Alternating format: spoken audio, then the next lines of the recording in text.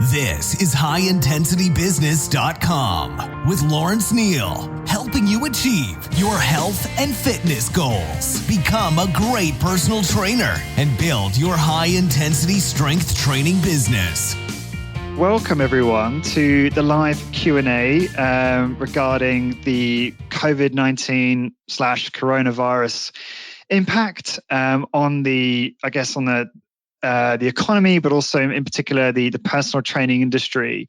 Welcome to the Q&A. Thank you for joining. I'm really excited to be hosting this today because I think we all need to have this Q&A and have this connection and learn from each other and figure out what some of the top operators and owners in high intensity training are doing and responding to deal with this pandemic in the best way possible and protect their business and also plan for recovery, when things hopefully resume and normal service resumes in the future.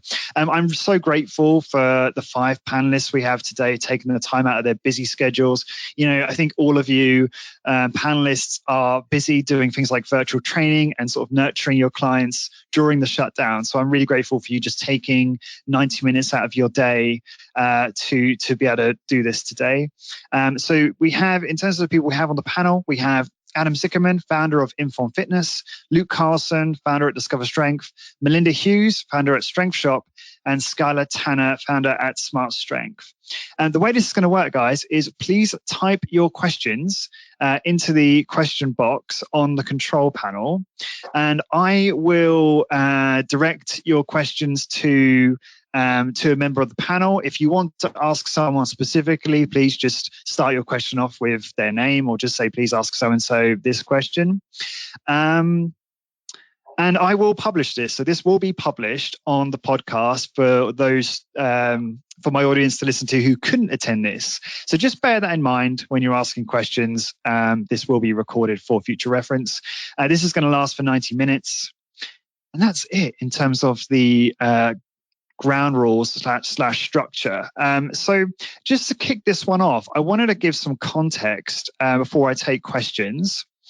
And so I'm just going to ask each of you kind of an update on what's happening with you, how you're responding to things at the moment. If you could all give me a summary, that would be great. So Adam, let's start with you. Tell me, we were talking offline there a little bit, but I'd love to hear, how has this impacted your business and how are you responding to that at the moment? I think you're muted at the moment, aren't you, Adam? So it might take a moment to. There you go. Sorry. Hey, are you with I me? can hear you. There you go. Sorry. Yes, it's drastically affected my business. Financially, it's been devastating. We've been officially shut down for about a week now, and there's a lot of uncertainty right now.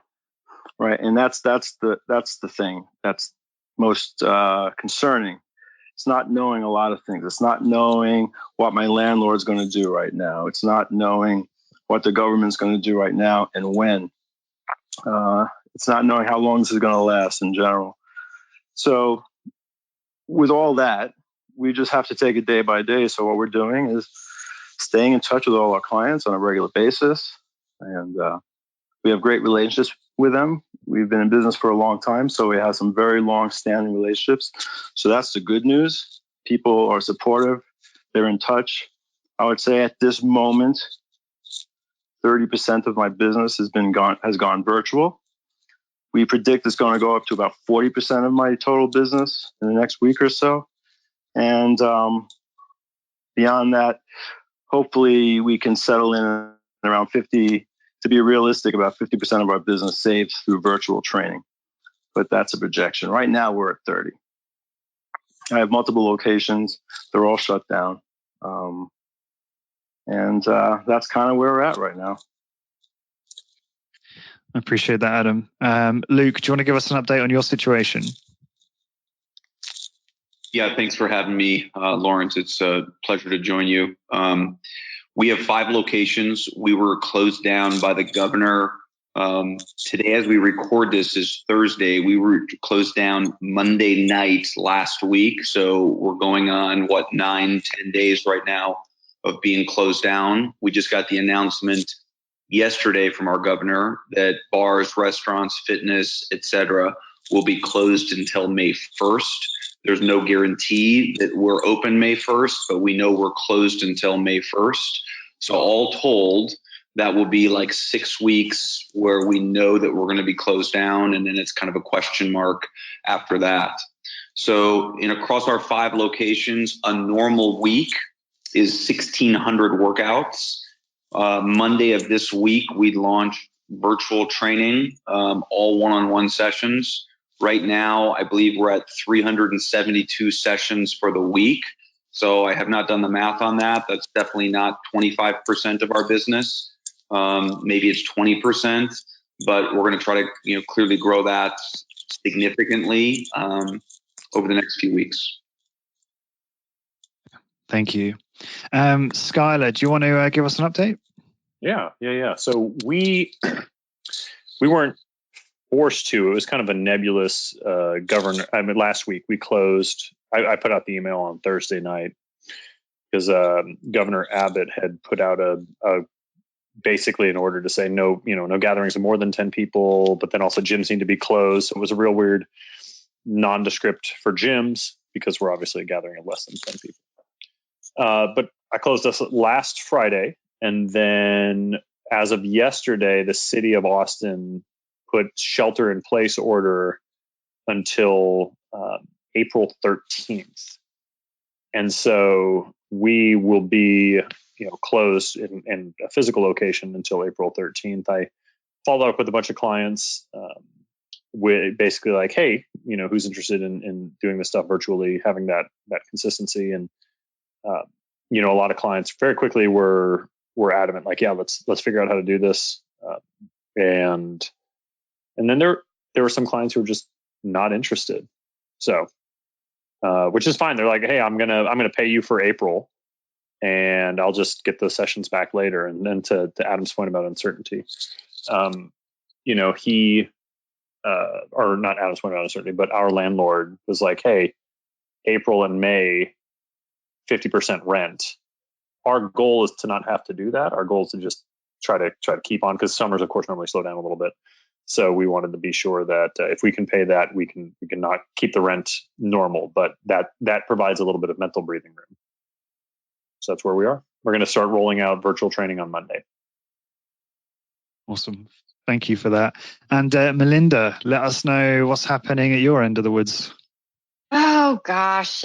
So the Strength Shop has 2 locations, one in Pasadena, one in Echo Park, which is downtown LA. The mayor of LA and Pasadena closed us down. I think it was Sunday the 15th. So we've been down for, I don't know, about 10, 11 days now. We did have people jump onto virtual workouts right away, but the vast majority of my clientele is over the age of 65. And I think that technology is honestly a big hurdle to getting them to do virtual workouts. So we definitely have people who have jumped on the virtual workouts with us. It's a very small percentage. I don't know the exact percentage.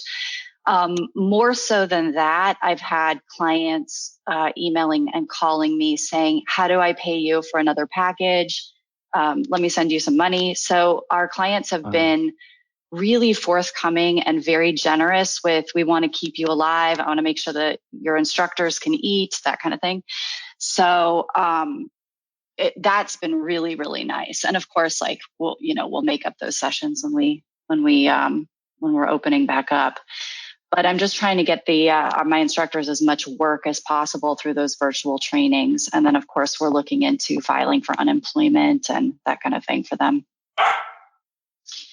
All right. Oh. All right. Thanks very much. I appreciate it. And thank you to all of you for being so open and vulnerable about what's happening. I know it's really difficult to talk about some of this stuff, so I really appreciate it. Just for those that have just joined, in terms of the attendees, just to reiterate, if you have a question, please type it into the questions box on the control panel, and I will direct your question to the appropriate panelist. So I'm just looking at some of the notes here. Good morning, Benjamin Fisher. That's not James Fisher, is it? I don't know. Maybe it is, maybe it's not. Question here from Matt Del Garbino. Hi, Matt. So let's have a look at this. So I would probably direct this one to you, Adam, and the rest of the panelists can jump in if they've got something to contribute on this. So Adam, if in terms of leasing space, has your landlord offered to reduce rent or some other agreement at this point? Not at this point. We've reached out to them. I looked into my lease. I had my lawyer look at my lease, analyze what my options are. There are clauses in there for business interruption, but of course, pandemics is not included in that. So what my legal right is a gray right now. So it's really going to be probably a matter of, goodwill. And I've been a tenant of this landlord, approaching my 20th year as a tenant. And we were about to start negotiations for a new 10-year lease. So that might be an advantage to cutting a deal right now. We're going to either have to get some kind of government assistance or loan grants somehow, and some kind of moratorium on the rent, or it'll be tough to bounce back after more than a couple of months, 3 months maybe. We have very high overhead, and we also have a lot of clients that even at 50%, even if we did 50% virtually, we're not going to be breaking even, I don't think, or close to it. So, right now the landlord said to send them some things in writing, but we haven't had any answers yet as of right now. Anyone else have a experience in relation to that? Yeah, please share. I kind of have a nightmare experience in this regard. I've got 2 locations, and my second location is new, and it's just started almost to barely turn a profit. It's like covering its own expenses before the closure. Both of my landlords are expecting rent. And of course, having a second studio that is barely making its, expenses in a positive month because it's newer. It's definitely not looking good. We do have an order in the city of LA that we have 6 months till the end of the emergency to pay back the rent. But so far, our government is that's kind of what it is that the landlords will be due their rent 6 months from the date of the emergency ending. So that's kind of where we're at, is this wait and see. How many months is this going to go on? How high are my bills going to be for these 2 studios for the rent? And how are we going to pay that back with what looks to be, at this point, zero assistance? And of course, we've been spending our days, my husband and I, looking for grants. Of course, there are loans that are being offered, but, as a small business owner, it's not like I'm rushing to take out a loan for this. So, it's pretty devastating, and it doesn't seem like the landlords in Los Angeles are going to cut any sort of deals. They're just going to expect to be paid. Anyone else got any other experiences they want to share on this? Just seems like giving 6 months to pay your rent. It's ludicrous. I mean, you're going to accrue all that rent. It's going to take at least a year to make the money back, much less pay that kind of rent. Yeah, what's interesting about this, about this experience is you've got bailouts for these huge corporations. You've got the individual taxpayer being taken care of through this, dollar amount that they're going to send to everybody, plus unemployment. And then you have the small business owner who's basically on the hook for everything. It's like the landlord still gets 100% of their profit, not a dollar not coming into them, but the small business owner no longer has any money to go to their own rent or mortgage, their own living expenses, plus they're on the hook for paying everyone else. It seems ludicrous. And we've been sitting here for 11 days thinking, when's someone going to say something? I've been like, active on social media trying to call out to the mayor, but it is kind of ridiculous. That's what we're looking at. Right now. So Melinda, I think can actually state that you stated it even more powerfully on social media. And I think what you wrote was the smartest thing I've seen on social media in weeks. And I'm going to paraphrase what you said. You just said, how is it that the government can say I'm no longer able to operate and generate revenue, and that's okay, but I'm still expected to pay rent, and my landlord is completely protected in this situation? So I love how you worded that. My weigh in on all of this is I still think there's going to be things in development that may be federally mandated. They may be mandated at state levels where what landlords are and are not able to do. So we have to remember, just like we all have obligations, bills we have to pay, believe it or not, our landlords have obligations too. And those obligations are generally to their banks. And so nowhere in the entire value chain, whether it's the client, the personal training studio, the landlord's bank, somewhere in the value chain, there's no entity that can absorb all of this.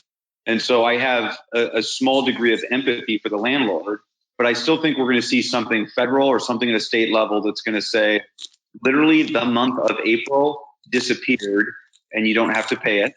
Or there's going to be complete forbearance, and this I think will be in a bill at some point where there's no late fees on any of our leases or rents. And then the other thing, and you guys stated this, I think the point that's so interesting is the SBA money that's available. So the loans that are available, it's a reminder that those are loans. So this is still money that you have to pay back. And there's no entrepreneur that's intelligent that gets excited about having a 2-month period of no revenue or significantly diminished revenue, and they want to borrow and have to dig themselves out of that hole. That is a bad business decision. So there's leveraging debt, but then there's just using debt as a bridge, and this would be using debt as a bridge. And I think it's even if you get approved of a heck of a lot of SBA money, it's a loan, and that has complexities and challenges with it. Yeah, exactly. Right. And it's 3.7%. And it's like, why not just pay your landlord late at that point, or pay the bills late if there's no fees or, interest being accrued on that. The other thing I left out is the building in Echo Park where my second studio is. The new landlord, they just sold the building. The new landlord took over on Friday, the day that all non-essential business was closed. So this person took over a building for the first time the day that all of their businesses were closed. Well, Lawrence, I think your listeners would be wise to consider. I mean, what we did right away is I emailed every one of our landlords and said, we're not paying rent in April, and we'll start paying rent again when we're open for business. And at that time, we will connect and we'll come up with a mutually beneficial plan to get us back on track. So this is a win-win, because we are a few weeks away from seeing more vacancies in retail and potentially office, but in retail spaces nationwide, like we literally have never seen. So right now, landlords are saying, you have to pay me.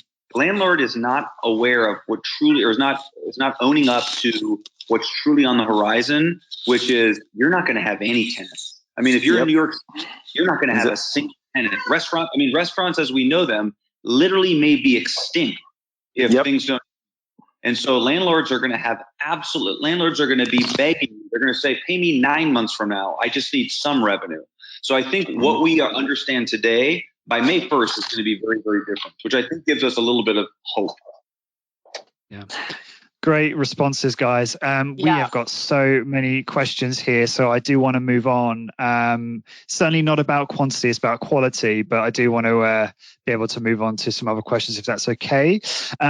So great question here from Benjamin Fisher. How are you growing your virtual services? So Luke, would you mind responding to that and share some of your insights on that? So we were closed down on Monday night. Tuesday, we had meetings kind of as our leadership team all day. I told the rest of our staff, just kind of sit tight and just turn off on Tuesday. Tuesday night, after meeting all day with our leadership team, I called them Tuesday night and said, when you wake up tomorrow morning, Wednesday morning, we are a virtual training company. I had made the mistake for like the 20 hours previous to that, thinking that we were going to use virtual training to bridge the gap, and we'll be open soon, and our clients will be generous, and they'll keep their auto pays going, and they might even give some donations. Danny Meyer, who's my favorite guy, he's sold $100 gift cards that went purely toward compensating his staff. I thought we'd do all those things and bridge the gap. And by Tuesday night, I realized we don't know how long this gap is going to be. We need to make an actual change to the business model. And in the space of high intensity training, we're capable of making that flip where the average health club is not. So I'm in Minnesota. Minnesota is the headquarters of Lifetime Fitness, the largest health club company in the country right now. They just laid off 90% of their employees, furloughed 90% of their employees, 36,000 people.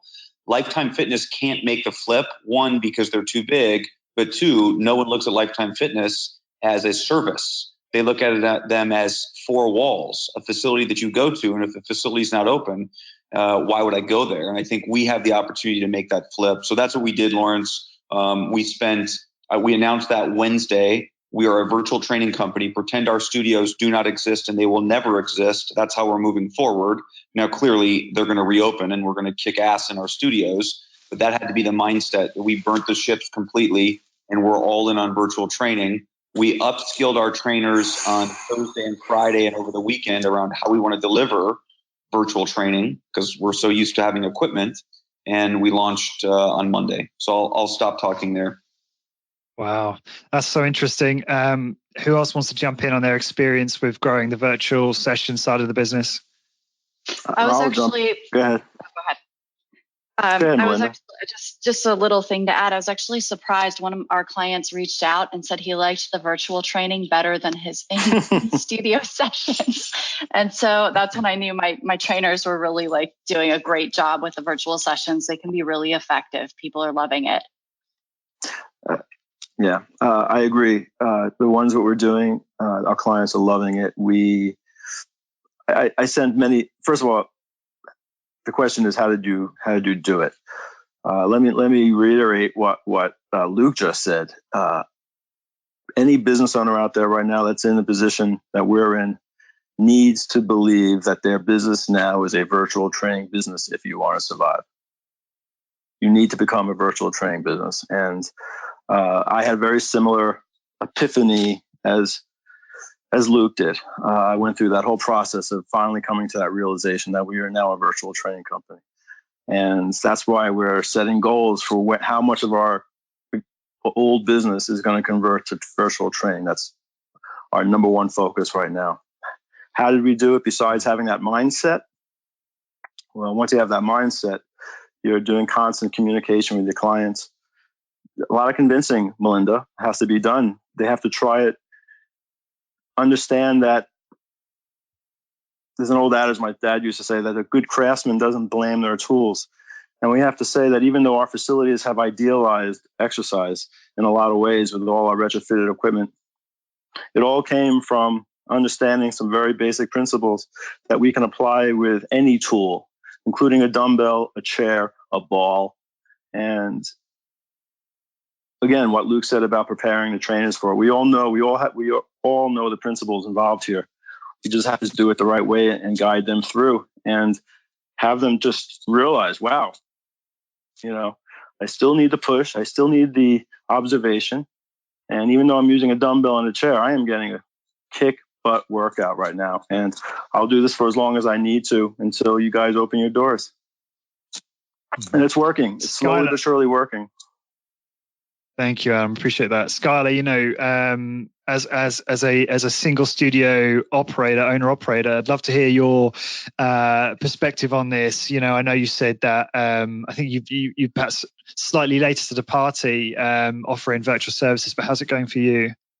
Yeah, later to the party because it wasn't entirely clear down here in Texas where what the gap was going to be. If the gap was going to be 2 weeks from when the governor signs his order, then with my clients, it was, hey, then we're just gonna roll this thing out into the future and you'll get what you paid for. So when it became clear that the rumblings, because my wife's an assistant principal, so AISD is part of the greater government. So when you had all this lateral talk between different government organizations about actually mandating a shelter in place, you had to start asking those questions about, okay, well, how can we deliver this? How can we become that virtual training company? And clients have, I as soon as I sort of went through my mental processes around this, because my wife is very good with, sort of big picture and going, okay, what's the next best thing? What's the next? It's like Frozen 2. What's the next good thing I can do? All we need now is Disney Pixar platitudes, and we're going to get through this, people. But it is true. It's like, okay, what's the next best thing? Because one of the problems with really being, to Adam's point about, craftsman never blames his tools, but the craftsman takes a lot of pride in the work he can do with those tools. So when you pride yourself on what you can do in the space with really good tools, then you have to, and those are taken away from you. You can start, and clients kind of have expected those tools as well. They really appreciate, how Med-X lumbar feels or whatever. There is a little bit of convincing, but for a lot of people, there was no convincing. They want something resembling a norm in their life, like the thing they had before, even if it's slightly different, than interaction with the experienced educated trainer or the relationship they've built over the years. And, the way, I did, pure bodyweight high intensity training for a whole year a few years ago and wrote about it on my blog. And, it could kick your ass. And so, we already feather in a lot of this stuff anyway. And if you need more resources, of course, there's Bay's Project Kratos. You have a lot of stuff from Bill DeSimone on the YouTube of ways from his old moment arm exercise videos as to how to apply some of this stuff with dumbbells. And frankly, what I've started doing this transition, as soon as I sort of said, okay, we're going to be a virtual training company until this thing, rides itself out. I sent out a message to all my clients and I said, hey, here's what we're going to do. Who's interested? And some people just aren't interested, like Adam said, and like Luke said, some people are just like, no, I'll wait. I'll support you, but I'll wait. And so we'll talk about that in a second, how they're doing that. But for the people who are excited, the next thing I said was, okay, find all of your fitness knickknacks, doodads, and gizmos, take a picture and send it to myself or Edwin, our trainer. That's going to help us expedite our programming.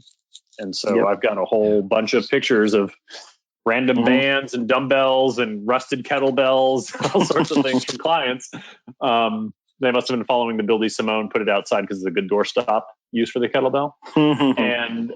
And I'm like, okay, and then I broke out Project Kratos, and you've got some templates to work from immediately. And all this time anyway, I've been transitioning out of a Google Doc, since I don't have, I haven't built an app like Discover, into a tool called Strength Portal.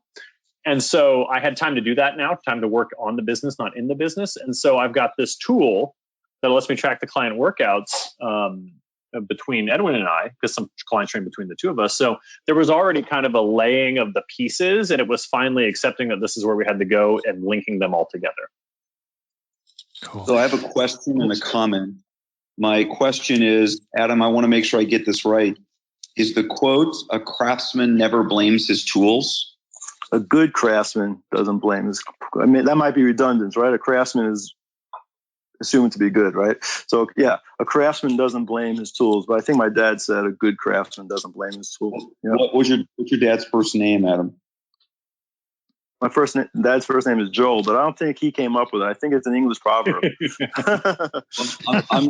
I'm gonna give him credit, and I think our whole staff is gonna know that quote and have it on a T-shirt by the end of.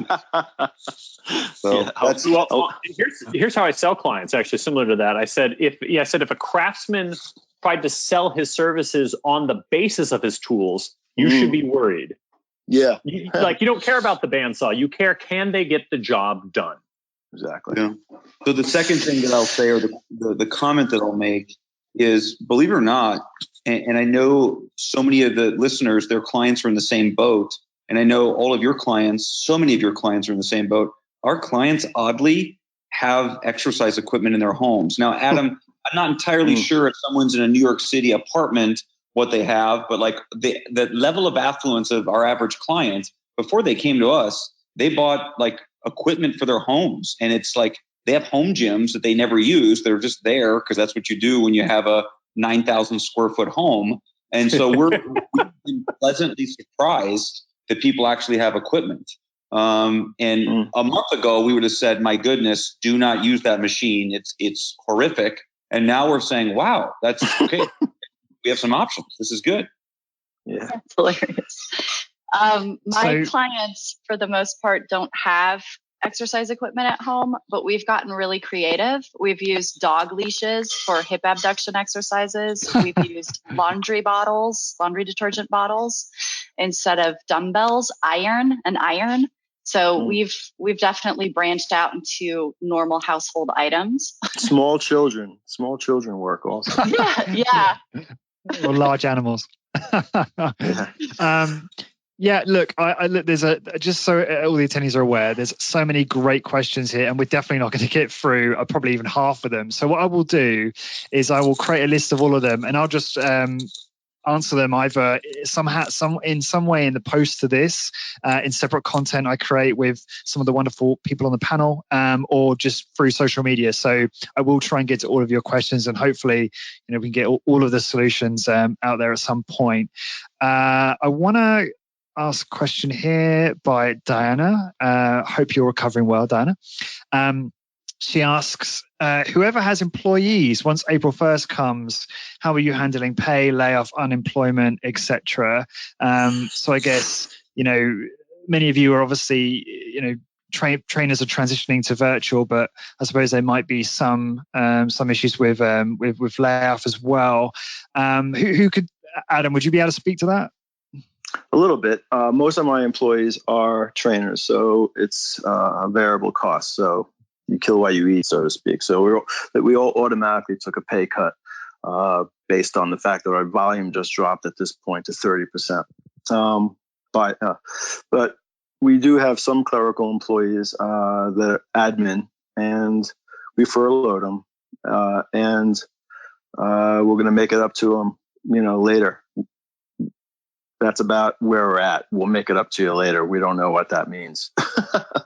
But again, I have good relationships with them, and we all trust that we're all going to do the best we can to make this work.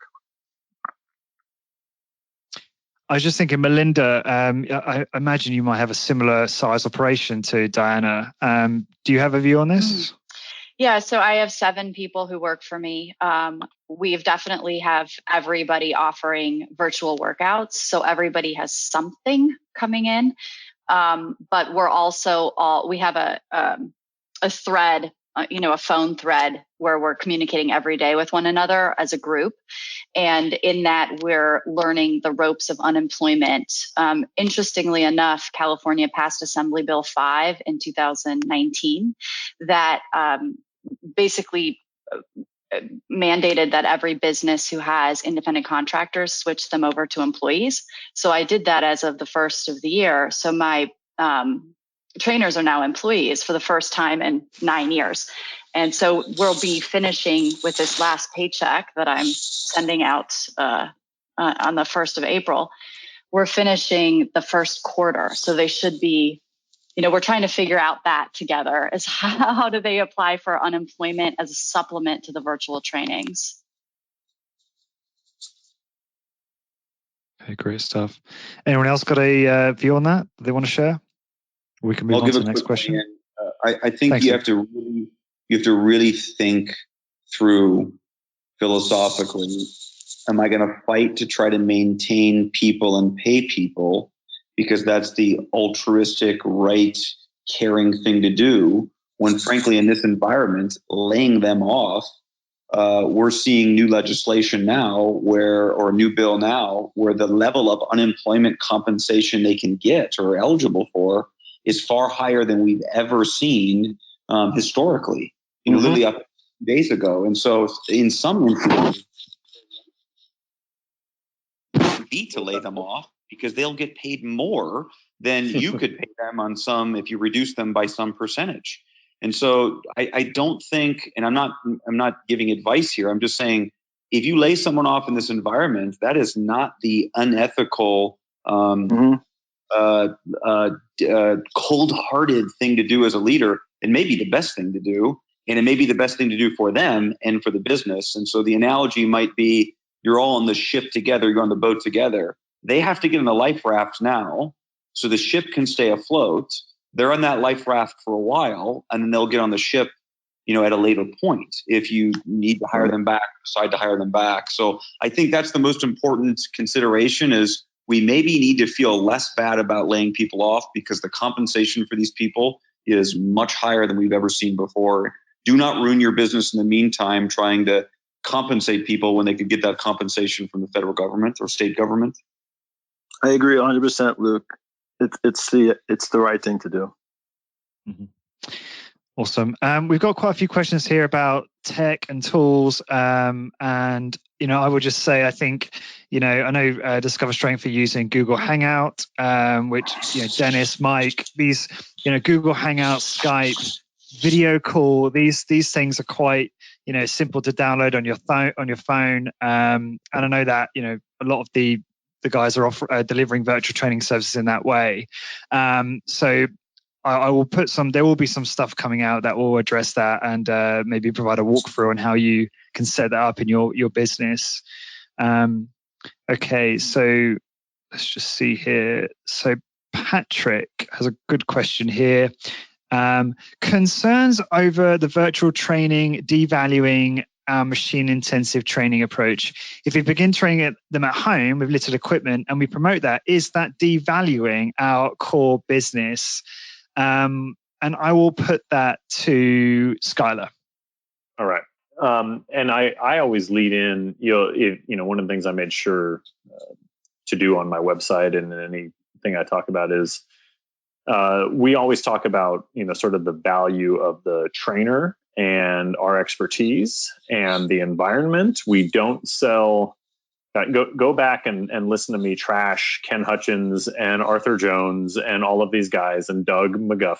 Not in trashing them literally, but you take from those individuals and you move on from there. You don't idolize them and behold them to the point of paralysis. And so one of the things I always tell clients when they're in the door, I go, you're going to look around, you're going to see machines, you're going to see things you've seen in a normal gym. You see dumbbells, free weights, you're going to see body weight.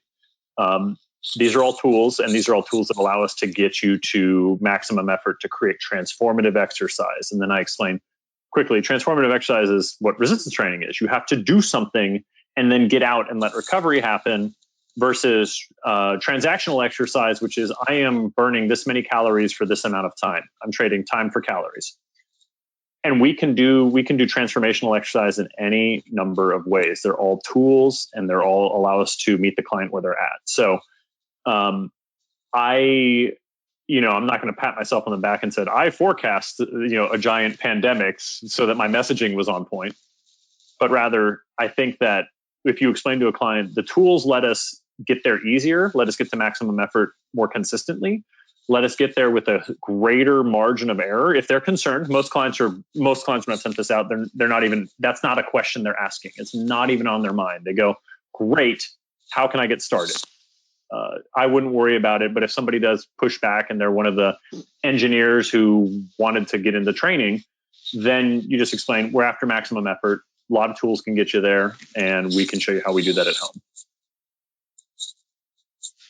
Luke, do you have a view on that as well? Sorry, Melinda, if you want to chime in, that's fine. That's okay. Melinda, you go ahead.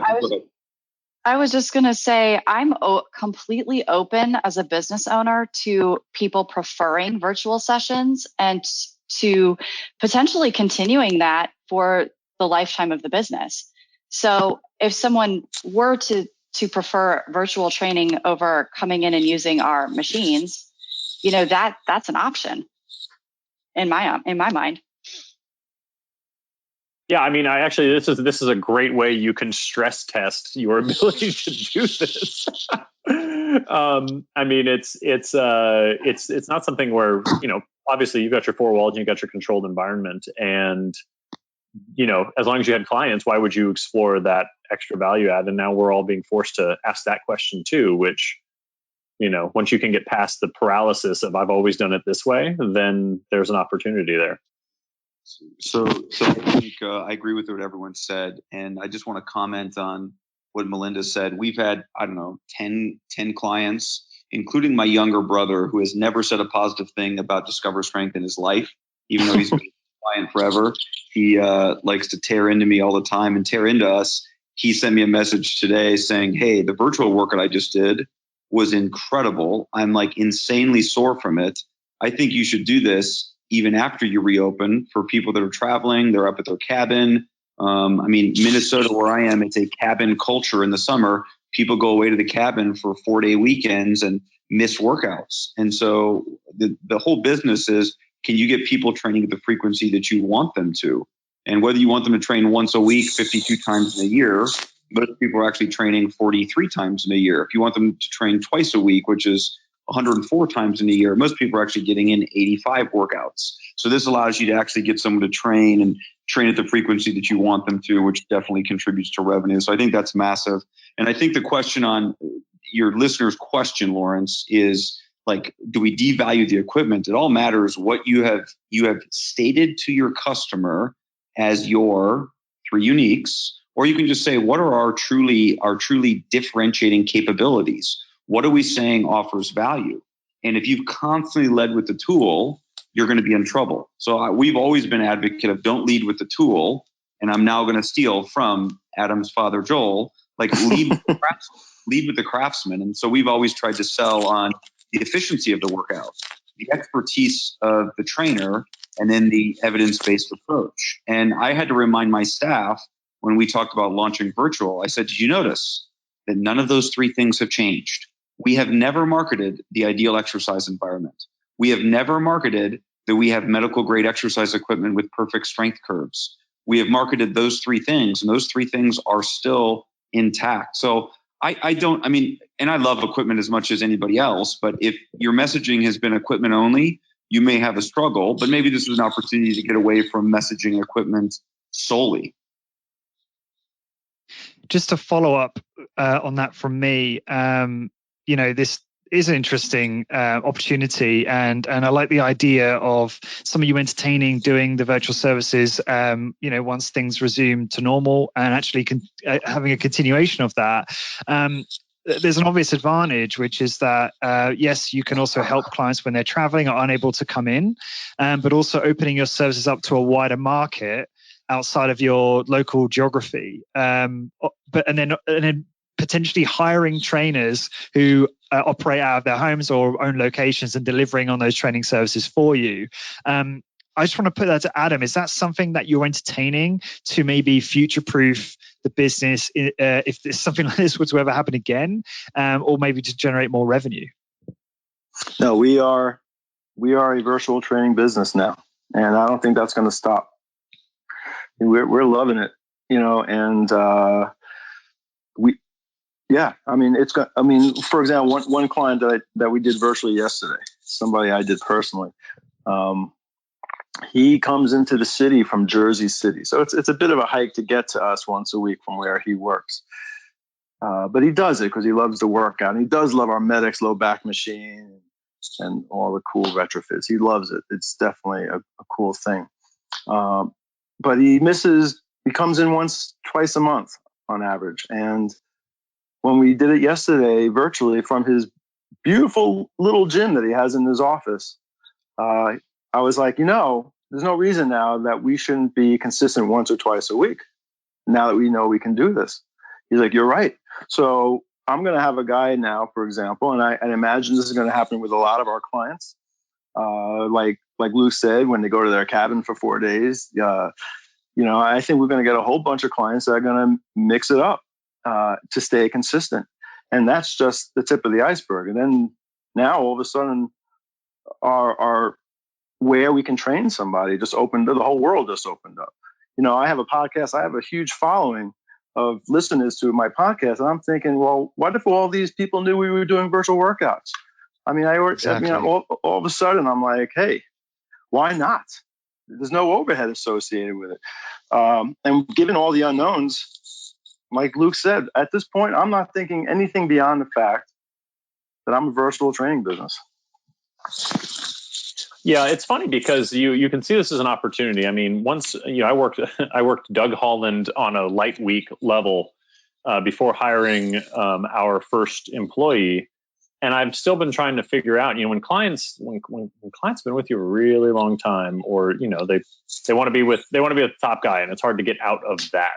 So there's going to be an opportunity. I think two opportunities. If you have been the face of your business, there's going to be an opportunity now to, by force, be able to spend a little bit more time working on your business. And if you're protective of that time, it gives you the opportunity to carve out and say, here's the times I'm going to train in the gym, and here are the times I'm going to train online when this all kind of gets back to something resembling a norm.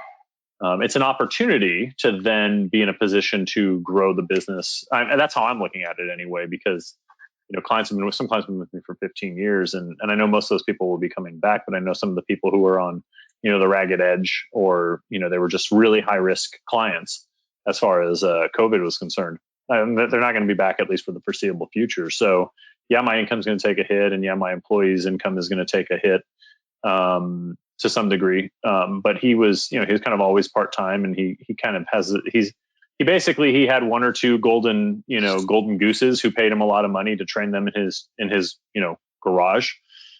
So as long as he has that, I think he'll be okay. I mean, that's what he's expressed to me. So, but then he's a survivor from Brooklyn. So maybe that's just, I got to read between the lines and ask him a little bit more about, about his, I mean, it's so funny because he had a discussion with the client once, and the client was like, yeah, and I know I was really upset with him, and I ran it by him, and he goes, she wasn't upset, like that wasn't upset from where I'm from. But I digress. The point being is that there's going to be an opportunity here for some of the things that when you come through this and your business is still intact, you're going to be in a position to feel better about taking a chance on changes that before you were paralyzed by the norm, by the inertia of the norm. And I'm speaking personally, that might 6, 12, 18 months down the road leave you your business in an even better position. It's an eye-opener for sure. Yeah. Luke, do you have a view on this as well? I'd love to hear your perspective on this one. Well, specifically, what was the original question? So it was actually a question from me. It was just regard to the long-term view and how virtual training services are going to play into that. When things resume to normal, will you be continuing to provide this service? Will you potentially grow that arm to your business? You've talked about how it can help your existing clients train more frequently from different places when they're traveling, so increasing their frequency. There's also the upside of training people who aren't in local to your studios. So I just wanted to know what your view was on how this might evolve your business potentially. Yeah, so some of those are obvious, like you said. When someone moves away now, when they moved, what we did right away was we looked at Doug McGuff's website. We looked at Ryan Hall's website. We found trainers that were close to where they are and said, this is where you should go. Well, we'll probably still do that, but we can say, hey, now we have virtual training also. For us, I think the most important thing is all of our clients are on an auto pay. So you choose to train 4, 6, or 8 times in a month. Well, the leading indicator of whether or not we're going to lose that customer or we're going to lose revenue from them is they don't complete all their auto pay sessions in a month. So if I'm doing 8 sessions in a month and I'm only getting 5 in, 3 of those sessions roll over to the next month. But eventually, if they keep rolling over, the client realizes, hey, I'm not using all these sessions. And so they decrease their auto pay to 6 times a month or 4 times a month. Well, if we can take proactive measures, meaning train someone virtually, they have no reason to ever get behind on their workouts. A work trip doesn't get in the way because the virtual workout's an option. So I think it's going to increase. It feels weird to say this on a high intensity training podcast, but we can increase the frequency of their training to get to the still low frequency of training that we want. So I think that's going to be incredibly valuable. And then I think now is more so than ever illustrates the importance of email lists. And I'm not just saying this because I'm sucking up to you, Lawrence, because I know you value email lists, but now's when you have to leverage your list.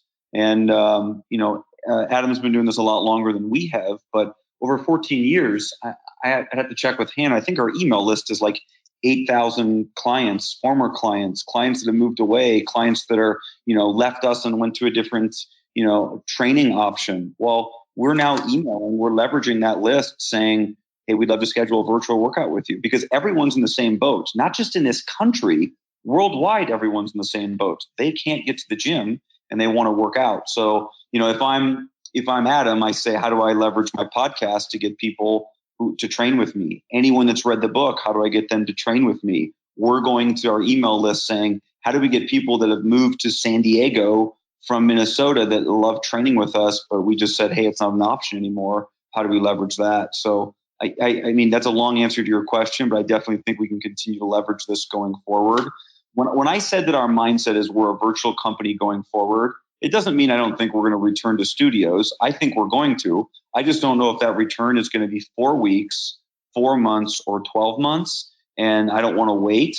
I want to be proactive in the meantime. I think that the companies that survive this period are companies that are going to be able to generate revenue, not that just can cut expenses. You can't cut enough expenses to survive this period. You have to look at other revenue models.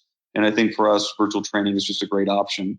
It's just very well suited to the high intensity world. And I think we will all tell the story 5 years from now, how this period has actually taught the really experienced high intensity training practitioner to be less reliant on the tool and less reliant on the equipment, because we were all raised to rely on the equipment. And I think we're going to learn a lesson, and our clients in the market are going to prove out the lesson that the tool was not as important as we all thought it was. Yeah, well, so okay. Can I just make one comment about the tool? I mean, no, Adam, I was just going to say, you best change the call to action. I'm sorry? I'm sorry, Neil? Lawrence? Uh-oh. Hello? We lost Lawrence. I can hear. I can hear everybody but Lawrence. Oh, really? Okay. We're just going to continue without Lawrence for a while. So Adam, what were you going to say? I'm just going to say, business in April, May. Oh, there you go, Lawrence. Sorry, Adam, you cut off there for a second. You were cut off from us. Do you want to start that one? You disappeared, Lawrence. You disappeared again. Did I? Oh, maybe it was my connectivity. Apologies. Sorry, Adam, go on. You're good now. I hear this thing about being very machine centric, and of course, we all know of some individuals that tout the machines that they have, the high tech machines that they have. But I think overall in our industry, the trainer's worth their salt to me. The people that I admire. I don't think we've ever lost sight of the fact that it's not about the machine. And like you said, Luke, I love a great machine like anyone else. That gluteator that came out that I saw at your convention last year, I have 2 of them now. I mean, that's a really cool instrument right there. But this, I don't think any trainer in our industry that is so so machine centric that they lost sight of what's important about high intensity training. I just want to kind of defend most of us out there because I think aside from a few individuals that have kind of boxed themselves into a corner saying, unless you use this equipment, you're not getting the best workout. I think the rest of us, do with what we can. And like I said, we're all craftsmen. Hello? Awesome. Awesome response. Yeah, sorry, I got you, Adam. I just... Sorry, Luke, go on. I was just saying, I mean, those are wise words, Adam. I mean, everything you said is just worth repeating and re-listening to 10 times in a row, because that's it. I mean, you just absolutely nailed it. And I think we're just learning that, or that's being reinforced right now. I think this is worth saying. When we launched this virtual training thing to our trainers, I definitely think there was apprehension. We have a lot of trainers, and a lot of them have been at it and been with us a long time, but there was apprehension, like, are the clients going to like it? And we're so used to selling something that our clients love. And I know that a lot of the world has to sell things that people don't really love. Like, there's a lot of mediocre products and services out there. Well, we have this benefit that our clients love what we sell. So our trainers were a little bit apprehensive that, is the client going to love this? Well, after literally our first day, so Monday we did like 94 workouts, and we captured all the feedback. We took all of the emails and all the feedback that we got from clients, and we had it, made up really fancy. And I distributed it live in a virtual meeting with my whole team, and said, take a look at this document. This is what the clients are saying about their workouts with you. And we've just got this outpouring of clients saying, I loved it. I've never had my ass kicked like that. That's actually the best workout I've had in 3 months with you guys. It increased the confidence in our trainers. It's like this loop now. So our trainers are more confident going into the session. So they're giving even better sessions, and the clients are getting a better experience. We needed that affirmation from our clients. And now our trainers are like, hell yes, let's go. This works. And so that was a key part, because we have experienced trainers and even they doubted it. And they don't doubt it anymore because the market, our clients have said, we love it. I mean, yeah, we find ourselves, at the beginning, we find ourselves in this situation that's just surreal. So of course I was skeptical. I was like, oh, Jesus Christ. I mean, that's how I started my business, by working out of the quintessential, trunk of my car. I had dumbbells and a ball in the trunk of my car, and I'd go to home doing this stuff. And then I'm saying to myself, I'm going back to that now. I mean, I worked 20 years to go start working people out from the back of my trunk, but that didn't last very long. That feeling. And like you said, Luke, you do it once, and you realize that you take your skills and you take your biomechanics that you've learned, and you do lateral raise the right way, not the way everybody does it, the wrong way. And you show somebody that you can actually do a lateral raise differently and much more effectively than the classic way. And you're like, wow, it doesn't matter what you guys do. It's always going to be different. It's always going to be special. And, and like you said, once the trainer sees that affirmation, that they're hooked. They're hooked. We're hooked. I just want to read you. I sent to one of my trainers who was the most skeptical of my group. I sent him a text message just today saying, how's it going? And he said, going really well so far. The virtual sessions are surprisingly fun. And this is my most skeptical guy in the bunch. So you got to jump in. For those trainers out there that are still skeptical and don't think their clients are going to like it, or you're not going to like it, jump in. The water's great. Adam, are you also using Google Hangout for this? Hang out with my clients, you mean? No, yeah. Google Hangouts for the virtual training. For the virtual, we're using Zoom or FaceTime. Got it. Same here. We're using Zoom. We're using Zoom, and as a backup, FaceTime. Mm-hmm.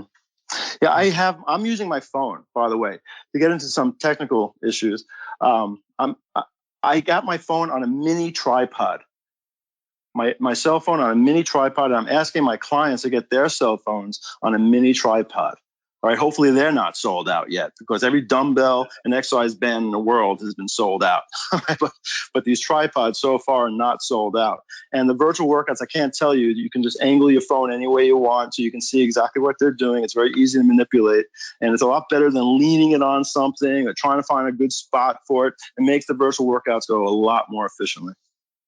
That's a great piece of a little technical advice. Guys, I got to jump off here. I'm back on wrangling 3 kids. The assistant principal gets to work. Skylar, thanks, man. Good luck, Skylar. Thank you. Good luck to everybody. Absolutely. Cool. All right, some great responses there, guys, and appreciate all the solutions. And again, for those that recently joined, we're not going to get through all the questions, but I will try and respond to them after this in other formats and other content, because it's just, I want to be able to help you guys during this challenging time. I wanted to get to recovery at some point during this. We don't know when things are going to return to normal. We don't know when this is going to end. It could be, 1 month, 2 months, 6 months, who knows? and Luke, you mentioned, I think it was during our last podcast, you talked about the importance of thinking and preparing for the recovery period. And Kyle asked a question here. He said, if the government allows us to resume business in April, May, how many of your active clients do you expect to come back in right away? So Luke, can you answer that and then talk about your strategy and mindset around how you're going to perhaps bring people back in? It's a brilliant question from Kyle. So I think it's going to be a slow ramp up. It's not going to be, I think if that's Kyle, I'm thinking perfect workouts, like 8,000 workouts a week. I don't think they're going to come back at 8,000 workouts per week. So I think we should actually plan and budget for the slow ramp up for us. If we're doing 1,600 workouts, if when we launch again, if we can be close to 900 workouts and then slowly market and communicate that we're safe, we're healthy, we probably will even have to institute some social distancing even when we open up again. So like right now in our smallest studios, we'll sometimes have 5-6 trainers on the floor at one time. And we do one-on-ones and we also do small groups. We could have 10, 11, 12 clients at one time. From a social distancing standpoint, we might not be able to do that. So we may need to say it's only 3 trainers at a time and it's only one-on-one sessions. So we're trying to plan for those things now. I want to say, fortunately, we know we have at least a month to plan for those things. But I mean, to Kyle's point, I think we have to plan on a slow ramp up. I don't think everyone's going to come back for 2 reasons. One, because some of our customers will take a financial hit in all of this. And then other customers will just have less confidence that it's a safe for them to get out back in public. So the day that restaurants open, I don't think you're going to see absolutely packed restaurants as much as people are craving to come back and go back to a restaurant.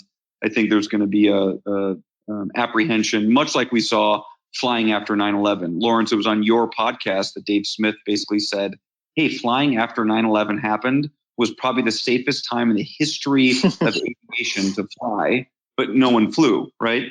And so I think we're going to have the same thing that happens in our restaurants and in our exercise. No doubt. Do you think the flip side to that is, you touched on there, Trump said in one of his announcements about this quote unquote pent up demand, not that I value much of what he says or his opinion on things, but it did get me thinking, could there be this kind of desperation once this is over, people to get out, people to use the facilities? And coupled with that, could this be hugely beneficial to the boutique studio sector in that people are more likely to want to work out in a private studio where few people are present, where equipment is cleaned more often? And also, there's probably going to be a lot of as you've already alluded to, Luke, during this, a lot of the big box gyms may close down and not be able to reopen. So there is that advantage too. I'd put that to Adam and then I'd let Luke and Melinda sort of chime in on that too. There are a lot of possibilities, right? I mean, that's definitely a scenario that I can see happening, and I hate to think that the demise of somebody else is my benefit, but that might be the way it happens. You also have to remember that, to counter that thought, is that a lot more people are realizing that they can sign up with Peloton and a lot of these virtual workouts and need neither of us.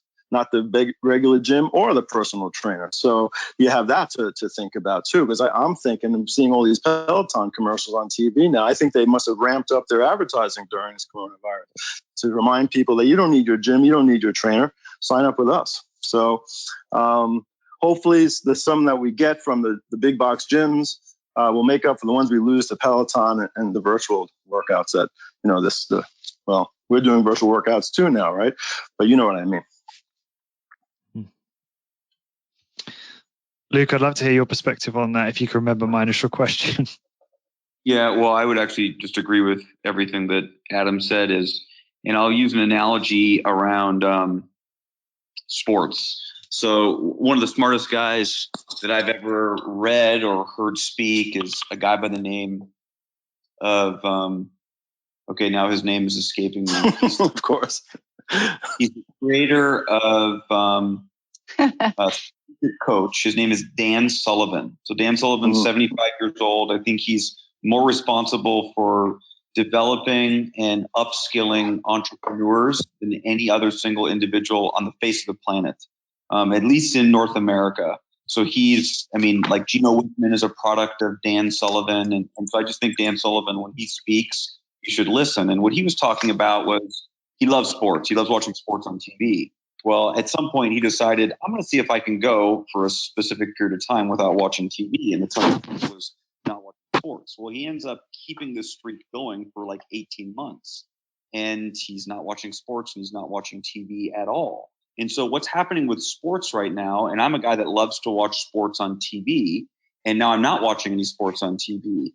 What Sullivan says is when the sports teams, when professional and college sports return, they should not assume that the customer is going to come back and watch them and consume them, because the customer was actually watching them and consuming them out of habit, not because the product was a great product. And he said, this is a time to rethink that offering and rethink that entertainment experience from the professional sports teams, because we're now learning a new normal. That new normal is no longer sitting on the couch and watching a basketball game. And the NBA probably needs to be aware of that. So for us, I would say for big gyms, if the normal was I just go to my gym, and we learned for 2 months that you don't go to the gym, you use your Peloton at home and you do some type of virtual training. I don't know what it is. That could be the new normal. And so we should not assume that people will return to whatever that previous normal was. And I think that's going to have implications for us. They may be positive implications that people are using our own virtual training. I still think that we're a little bit more niched and we provide such unique value that people are going to come back to our studios and train like they did previously. But I think the message is we should not assume that consumer behavior is going to return to the exact same consumer behavior. Now, that's one prediction. The other prediction is what you said, Lawrence. Man, like I'm so excited to go to a restaurant when restaurants are open. I'm going to go to a restaurant like 20 nights in a row and go to restaurants. And I can't wait to get on an airplane and go somewhere. So I think we may have a rebound in some of these sectors. Like people feel like they're very right as a human being to go on a vacation has been taken away. And I think that we may see people getting back into more elaborate or extravagant trips when all of this settles down. But those are two ends of the spectrum in terms of those predictions.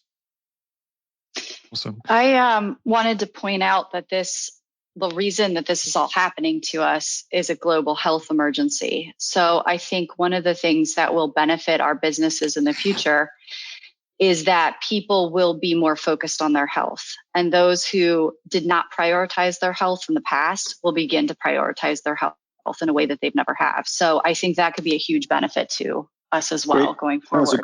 That's a great point. It's a great point, especially the clients we've lost. You know, I'm thinking making that point somehow in our messaging when we reach out to clients that used to be with us. Yeah.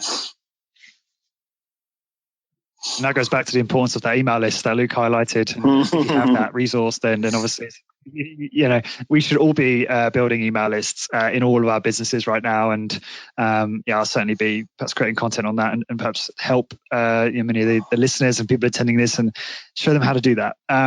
So James Fisher, Mr. Fisher, Dr. Fisher is on the call and asks a question. How do you determine the cost of virtual training sessions? So Melinda, do you want to take that one? Sure. We kept it exactly the same.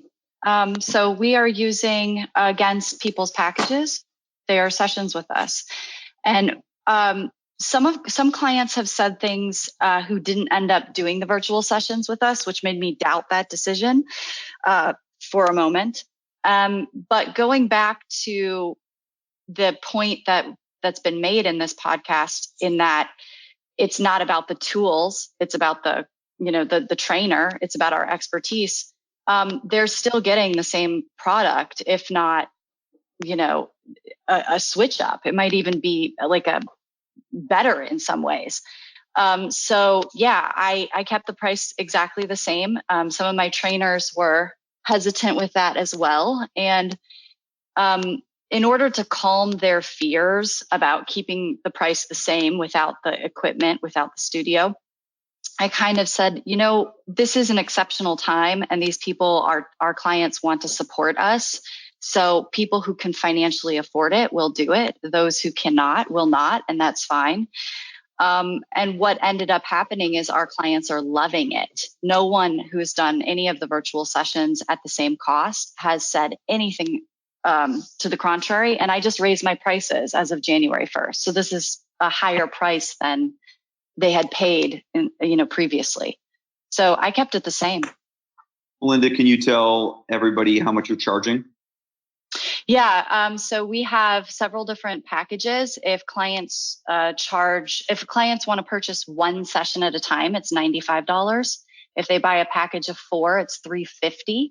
A package of 10 is $825, and a package of 20 is $1550. So we have, people who have packages with us, and we're just taking the sessions off like we normally would. There's no discount. It's the same product, the same great product with the same great trainer. So the 20 session package is $77.50 a workout. Is that right? Yes. Okay. But who's counting? Who's counting? Did you do that in your head? That's fast math. Yeah, absolutely. I know what the price is, and I forget when people ask. They're like, "What is that?" I'm like, That's funny. Yeah, I've kept the prices the same also for the same reasons that Melinda said. The only thing I would add to what Melinda said, because that's exactly my rationale, is that we are asking our clients, if possible, to kind of put aside the package they have with us and buy a new package of virtual training to keep the cash flow going. So when we come back to the brick and mortar location, your package picks up where you left it. But for the virtual training, do you mind buying another package? And I would say a very good percentage of them are saying, sure, any way to help. There are others that are taking a financial hit but still want to do the virtual training and are asking us to click it off their package, and we're accommodating that as well. But we are not lowering our prices. Luke, if I recall, you're a slightly reduced price on the virtual training. So do you want to talk about your mindset behind how you priced yours? It should be noted that both Adam and Melinda are far more intelligent than I am.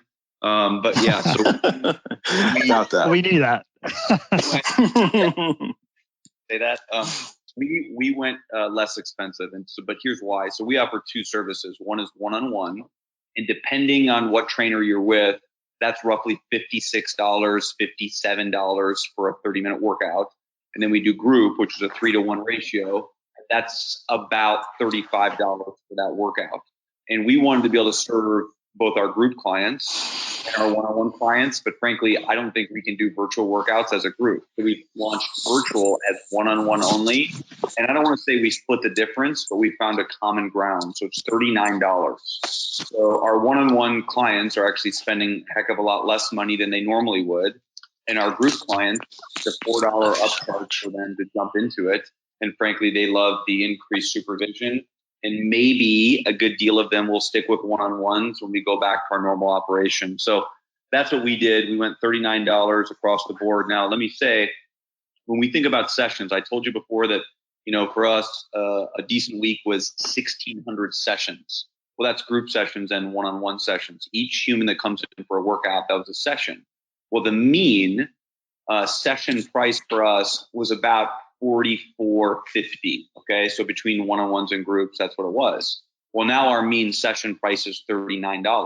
So it's really easy for us to do the math and kind of understand, well, what do we need to get to in terms of sessions to produce similar revenue? Because we're going to be down, about $6 or $5.50 per session. So that $39 at least gets us in the ballpark of what our average session price was before. And again, when I say average, I mean the mean between the two. No one was actually paying $44. They were paying more for a one-on-one or less for a group. So that's where we landed with the 39. No, but you're essentially the same. Though. You gave a small discount, but you're essentially the same. You're not dropping your pants for sure. Correct. So, Jack, correct. We are recording this, so this will be on the podcast very, very soon, and you'll be able to listen back. Great question here from Patrick, which is a bit of a curveball, which I will I think it's been addressed a little bit, but I'll put this one to you, Adam, first. Isn't this concerning for us HIIT operators that some people are reporting that they are getting better, in all caps, workouts at home? Yikes, is this not a threat to the business we love? The last bit I added, by the way, is Eden said that. But I think that's the gist of this. So. Perhaps, but I doubt it.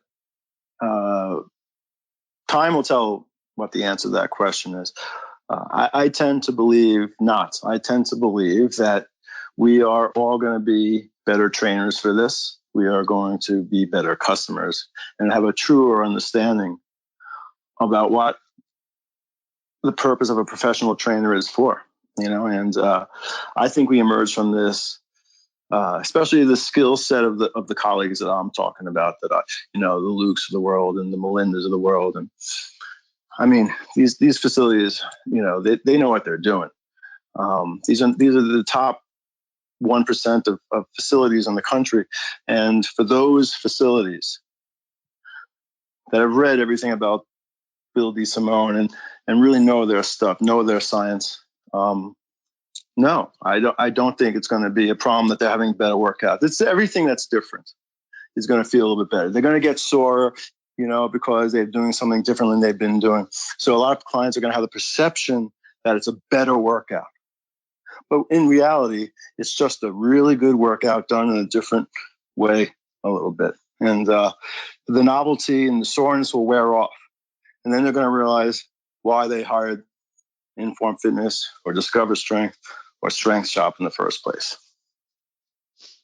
Lawrence, is it okay if I add to that? Please do. I agree with literally everything Adam said, but I would also suggest that, Lawrence, you may be slightly too young to remember this.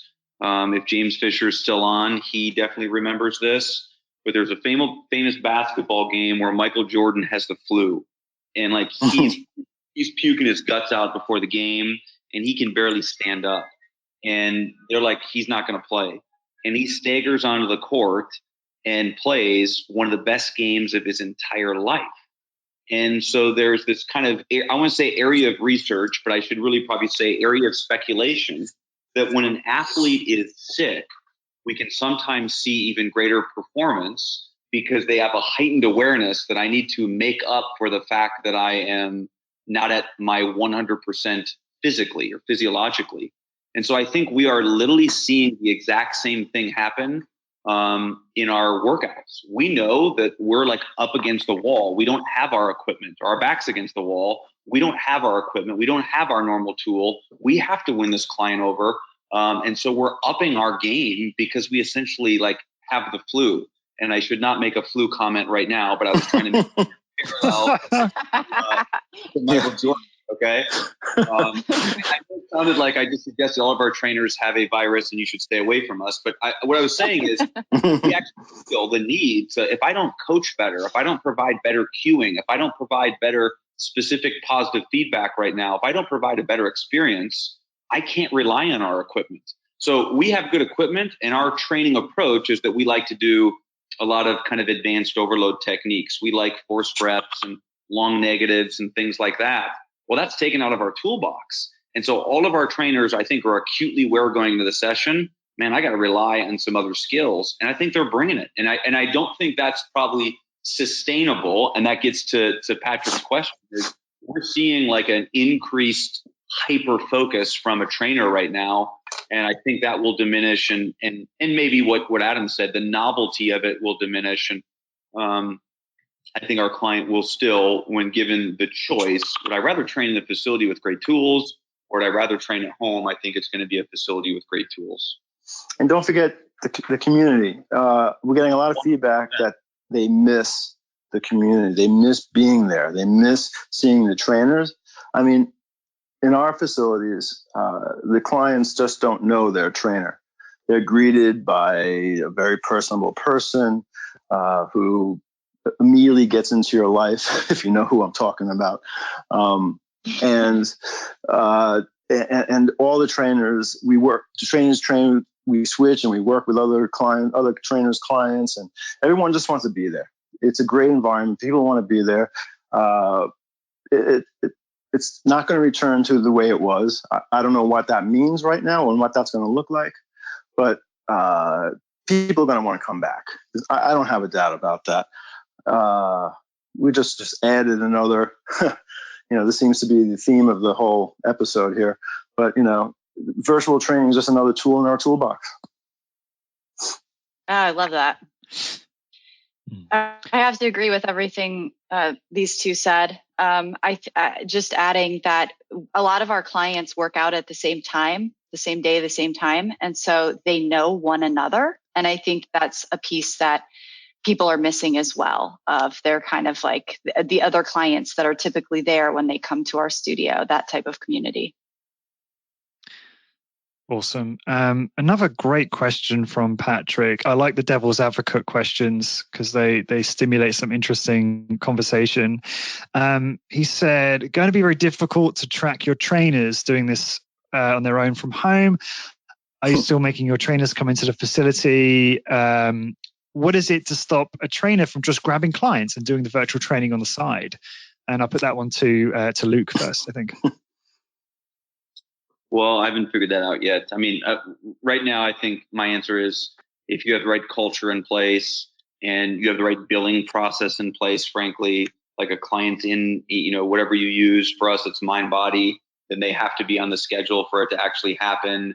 I mean, there's probably ways a trainer could work around it, but if that's what's going on, you have some deeper cultural issues that I need to address. And I'm not saying that won't happen, but that's the strength of a small studio, is you can build this culture and this connectivity with a team and a staff and be on the same page in terms of what we're trying to accomplish and how we treat each other and so forth. And we're striving for win-win relationships, et cetera. So.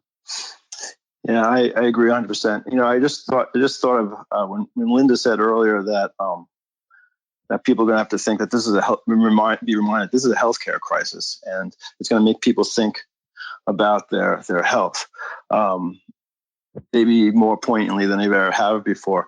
Well, it also makes me think that I need to be. This is making me think of what kind of leader I've been and what kind of culture I've created, and it's making me realize how important my relationships are with my trainers and how important to maintain a very good relationship with this, because that's the only way you can ensure that they're not doing this on the side. Because I don't know technically how you'd be able to avoid it. So there's going to have to be some faith that your relationship is that everyone's acting with integrity. And how have you been as a boss, as a leader? That's making me think of that a lot lately. Yeah, no, I love that, Adam. Does anyone else want to comment on that as well? Lawrence, can I just interject really quick? Sure. I'm not sure how you're going to eventually wrap this up, but I would love it if at the very end you could give us like a 30 seconds or 60 seconds of just rapid fire where we spit out any kind of tactical things we're doing or words of wisdom that we think could be deployable. I mean, like super tactical things that someone could go put to work. And I don't mean like long explanations, but just like if you had a list of 3 things or 6 things that someone could deploy. Yeah, yeah, absolutely. I'd love to do that. You know what? Just before we do that, guys, can we? Is it possible to run over by 5 or 10 minutes, or have you got a hard stop at the end of the session here? I don't have stay a hard longer. stop. What's that, Adam? I don't have a hard stop. I have a soft stop. All right, I will take advantage of your soft stop. I wanted to. Well, I wanted to hear. I know Jack had a question on workout design, and we've not even talked about what the workout design might look like, the programming. Melinda, I'd love to hear, what you're doing from a workout design point of view, and then and once we perhaps talk about that for a moment, then I'd love to do what Luke suggested regarding the sort of rapid fire deployment tips. Okay.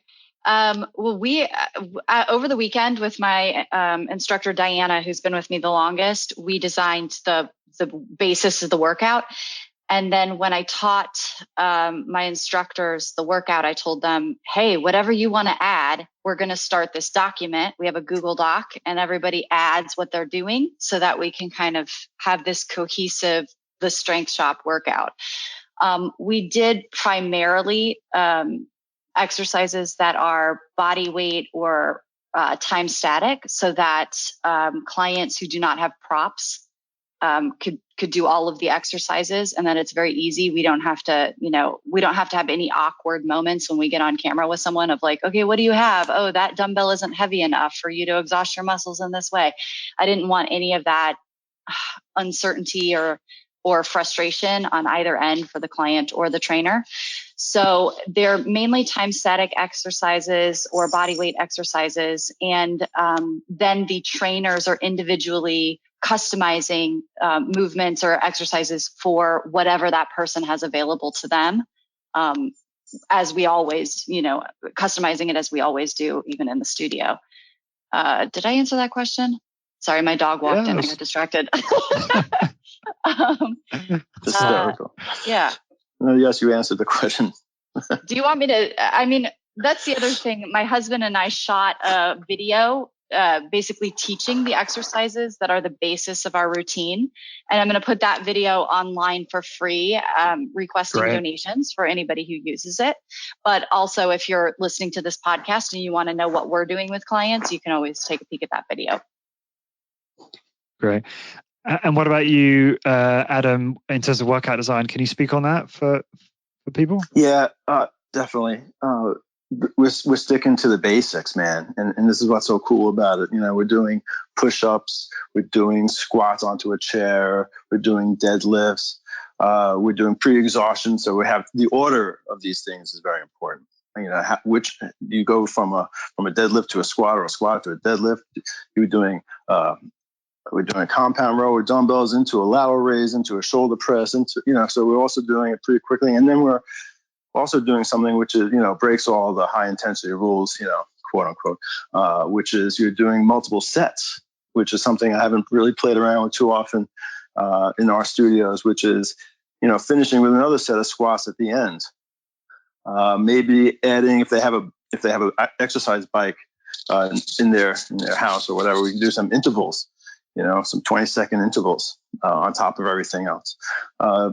As Melinda said, we're also put a Google Docs document together, and we're all adding our things. We're all having FaceTime meetings about twice. Every other day we're having FaceTime meetings, and everyone's sharing their experiences with the routines that they're doing. Exercise bands, abduction with exercise bands, making sure that the band is above the knee. Right. That seems to be working very well. Lunges. And we're not doing anything fancy. Bozu ball is great to do abs on if they have a Bozu ball. This classic ab exercises. And also what Melinda said, this morning with Rob Francis, for those of you who know Rob Francis, he's iconic in the high intensity world, in my opinion. He and I just shot a whole series of video to kind of show some of the things I just talked about. And we're going to also be putting it out there for people to use if they're not going to do the virtual training, or even to show them what a virtual training can look like, So we're definitely communicating with our clients via giving them original content, not putting a link to how to do a deadlift, but doing it ourselves, keeping that personal connection with them. We're going to probably on a regular basis provide content as time goes on. I think you make a really good point there, about the importance of using pre-exhaust exercises. Like I think one of the things that everyone's going to realize is home workouts, or body weight workouts, can be far more challenging to reach failure than a machine-based workout. And it really can take a lot of grit, certain exercises, especially the lower body stuff. And so pre-exhausting things like split squats or wall sits or body weight squats with abduction, adduction, time static contraction work can be really effective.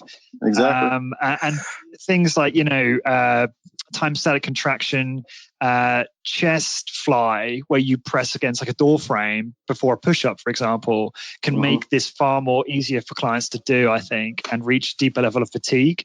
So that's just some observations as someone who's trained from home for a very long time. Luke, I'd love your view, your input on workout design. And then if you want to go straight from there into some kind of tips for deploying this rapidly for the listeners, because I think you're right bringing that up, because time is critical right now and we all need to act fast to nurture clients and to be able to serve them remotely. So do you want to just give your take on that?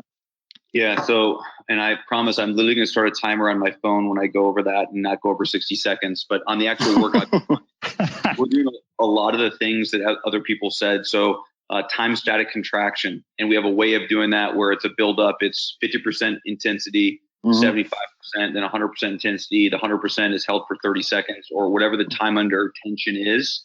We're dividing the thirds, 50, 75, 100. So Lauren's exactly what you said. Like we're doing a pec fly where you put your hands in front of you and just contract the pecs for 60 seconds, maybe 90 seconds, then drop to a push-up or a negative only push-up.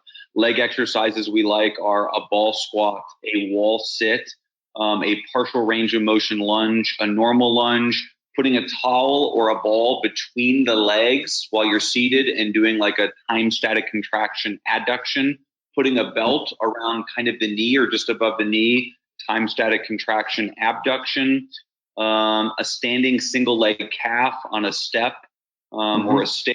Those are some of the leg exercises. The upper body, upper back is the toughest. We've done time static contraction with a towel. If someone has dumbbell, then we'll do a dumbbell bent over row. We sent out links to our clients and said, we think you should buy these couple bands. You should buy these adjustable dumbbells. Now, by the way, there's no adjustable dumbbells anywhere in the world right now. They're all sold out. So we're even suggesting just buy these dumbbells, buy 10-pound dumbbells or 5-pound dumbbells and maybe 25-pound dumbbells, and we can at least use those for something. We've also done what Melinda says, where we've said, hey, if you fill up a gallon of milk, this is how much it weighs. This is how much a bottle of wine weighs. We're having literally clients do lateral raise wine, bottles of wine. So those are some of our favorite upper body exercises. We've tried to vary the movement speed, use some eccentric only work, time static contraction, static holds at the end of sets. So very similar to what other people have mentioned so far. And what we've done is the same thing as Adam and Melinda, where we have one document, an exercise menu of all the exercises that you can use in these workouts. And then we're doing a meeting every day at 1 p.m. and people can propose new exercises they want to add. But our rule is we only add 2 at a time so everyone can get good at them before we're all doing them. And we find out we're doing them all slightly differently. We just wanted to be on the same page. So. Awesome. Luke, have you considered doing, again, Skylar mentioned Project Kratos, which is a great resource for those listening who want to design minimalist or body weight routines or minimal equipment. He uses us in there. He's got the time static contraction simple row, which is just obviously where you lie on your back and hands out to the sides, drive your elbows into the ground. Is that something that you've considered for as a really basic option for upper back development? I like the towel better because everybody has a towel. Yeah. I mean, maybe I don't know if it's a strength or weakness, is that you're getting some form and bicep stimulation also. But it's just so similar to the movement that they're used to on like a MedX row, which is what we have in most of our facilities. Do you want to dive into your idea there about just giving some tips for the listeners to take home right now and implement? Yeah, so these are just rapid fire. I'm literally pressing start right now. So I think you have to understand which option do you want to pursue? Wait and try to weather the storm until you can open up again, or will you pivot, which means now you need to actually drive revenue doing virtual training. And I think this podcast should push people toward, hey, don't wait, pivot and start generating revenue somewhere else. The next thing is you should go through and cut all expenses that you can possibly cut and even decide what are the things that I can stop paying that I'm not going to receive any type of penalty for. Then your mindset needs to be grow revenue. Like I think the companies that make it through this time period are going to be focused on growing revenue, not just cutting expenses. This is the time where you should ask for something that's unfair and unreasonable. You should be asking your landlord, you should be asking your staff, and you should be asking your clients for something that's unfair and unreasonable. Hey, client, I want you to pay the next 3 months ahead of time. Hey, client, if you buy 40 sessions ahead of time, we'll give you a 10%. Staff, we're going to give you a 20% cut in pay, something that's unfair and unreasonable. Landlord, I'm not paying the next 2 months. We'll figure it out later. All right. Then I think you need to, more so than ever, you need to communicate with your email list, your clients, but it's got to be short, concise, and clear. It cannot be 8-point font and 6 paragraphs long. We should communicate more than ever, but it has to be super short. Here's the 3 options. And when I open up that email, it even looks short. It cannot be long. I had a high intensity training colleague forward me the email that they sent out recently to clients. And I thought, my goodness, I'm interested in this and I'm not going to read this because it just reads like War and Peace. Now's the time to be connecting with your staff more than ever. And you should be listening. You should be scheduling Zoom calls or Skypes where you're literally just listening to their concerns for 30 minutes and showing empathy and letting them talk and being a real human being with them, overcoming any sense of anonymity with them. When you're communicating with your staff as a whole, you want to be incredibly transparent, but not overpromise. So transparent means here's where we are in numbers, here's what we're looking at, here's what we need to do. Just incredibly transparent, but don't say, hey, no one's jobs are in jeopardy. We're all going to make it through this, because you can't back any of those things up. We just don't know what's going to happen 3 hours from now, let alone 3 weeks. And then I would say in terms of social media, the thing you should be doing now, anyone that's launched virtual, is that they should be sharing testimonials nonstop on what those virtual experiences are, because our clients that are used to coming into the studio are just apprehensive. They just are not sure what it's going to look like. So you can either shoot videos and do those videos and put them on your social, or get testimonials. That was nowhere near a minute. That was 2 minutes and 38 seconds, and I apologize. Well, that's all right. I'll give you my minute because I'm not sure I can add too much to that. But I could. Let me emphasize the communication with your staff, being transparent, not overpromise. That you nailed that. Constant communication with your clients, very succinctly. We're communicating with our clients on a very personal level too. We're just like saying, "Hey, how you doing?" So we're in the epicenter of this. So like we all know somebody that has it. That's infected with COVID right now. So we're just like checking in with people. Forget about the virtual workouts. Hey, how you doing? How you feeling? Is everyone healthy? Cool. Let me know what I can do. I'm here. And, that's the only thing I can really add to what Luke just said. What about yourself, Melinda? Do you have any quick takeaways, tips for the listeners that they can deploy straight away in their strategy? I think the biggest thing is to get through the shock, the feelings of this is so not fair, the devastation of what this has done to your business, to get through that as quickly as possible so that you can think of, okay, now what? And I hopefully this podcast is, I know that it's helped me to hear what everybody else is doing. But if you can get to that, okay, now what? Now how are we going to deal with the new normal, and what's business going to look like from this point on, and use it as an opportunity. So anytime, that's what muscle failure is, right? You stress out the muscle, you put it under an intense trauma so that you can become stronger. So everybody should look at this opportunity and time as my business is going to be bigger and better and more awesome after this moment, based on this moment, because I'm going to grow from it. Awesome. What a great way to end this. And I don't appreciate your sarcastic laugh, Adam. I just know Melinda, so I'm just laughing with her. I love the way she expresses herself. Lawrence, that's a typical New Yorker that you're dealing with. Guys, this has been a great format, and I should thank Luke, because Luke's the one who actually suggested doing this, gave me the idea. I really would love to do this again. I think this is so productive, and it's just so much fun as well. So hopefully we can maybe do a part 2, maybe in the near future, just to see how everyone's, how things are changing and how all the businesses are evolving and addressing the situation. For everyone listening, this is recorded. This will be transcribed as well. And it will be obviously published on the podcast, which is a weird thing to say. Thank you for taking the time to join. Thank you to all the panelists for taking the valuable time out of their day. I will just take a moment to say, as everyone else is doing, I am also pivoting, providing content that's helping you adapt to the current scenario.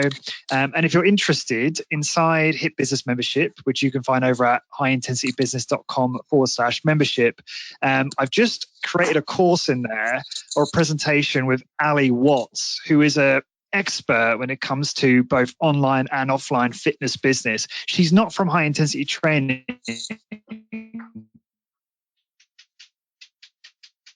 but she's highly successful in building online businesses in fitness. And we did a 2-hour presentation together, and we went through all the how-tos, how you deliver the virtual services, and how you position it, how you sell it, all of those things. And so I think that's enormously valuable to everyone right now. So if you're interested, go to highintensitybusiness.com/membership, and please consider joining. And thanks again to everyone. I really appreciate the panelists taking the time, and thanks to everyone for joining today. And just look out for, if you want to re-listen to this, look out for the episode, which will come out very, very soon. So thanks, guys. I really appreciate it. Thanks for the invite. Thank you. Good luck, guys. Good luck to you all. Cheers. Take care. Bye now. Discover how to achieve your health and fitness goals, become a great personal trainer, and build a successful high-intensity training business. Check out highintensitybusiness.com. highintensitybusiness.com.